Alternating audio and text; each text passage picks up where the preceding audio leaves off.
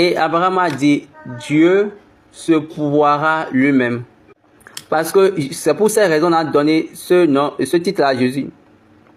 Jésus, l'agneau de Dieu, l'agneau que Dieu lui-même a pourvu pour pouvoir enlever le péché du monde. Donc c'est uniquement l'âne qui va crier vers lui. Viens maintenant. Ça c'est Hosanna. Envoie maintenant la prospérité. Par cela, vous pouvez savoir. Par là, vous pouvez savoir que l'âne est dans la pauvreté. L'âne est dans la malnutrition. L'âne est malade. Et était malade. Il y avait la famine. Vous savez ce que Dieu a dit. Si tu ne peux pas le racheter, brise-la. Allons dans l'évangile selon Matthieu.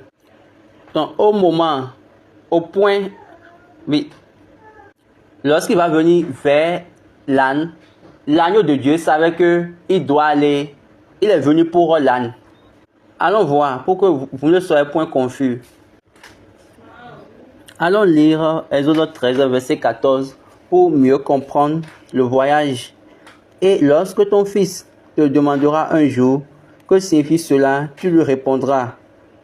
Par sa main puissante, l'Éternel nous a fait sortir d'Égypte, de la maison de servitude. Comme nous le demandons aujourd'hui. Dieu savait que les gens qui vont venir seront des gens qui vont poser des questions. Ils vont chercher à demander, à comprendre toutes choses. Donc quand il va te demander pourquoi cette chose-là, toujours tu amènes de l'agneau. C'est encore quoi ça? Moi je ne veux pas faire, je ne peux pas faire. Jésus est déjà mort pour nous une fois et puis c'est fini. Je ne serai plus capable et je suis en train de faire ça là chaque année, non. Donc quand il va commencer par parler ainsi, tu vas lui dire, tu lui répondras, par sa main puissante, l'Éternel nous a fait sortir d'Égypte, de la maison de servitude.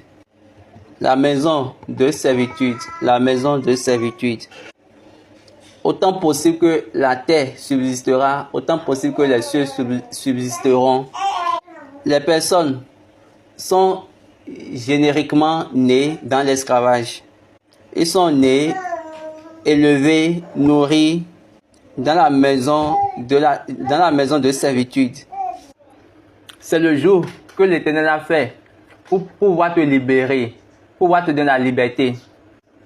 Jésus, l'agneau de Dieu, s'est rappelé. Jésus, l'agneau de Dieu, s'est rappelé de l'âne. Il s'est rappelé de l'âne le jour que l'Éternel a fait.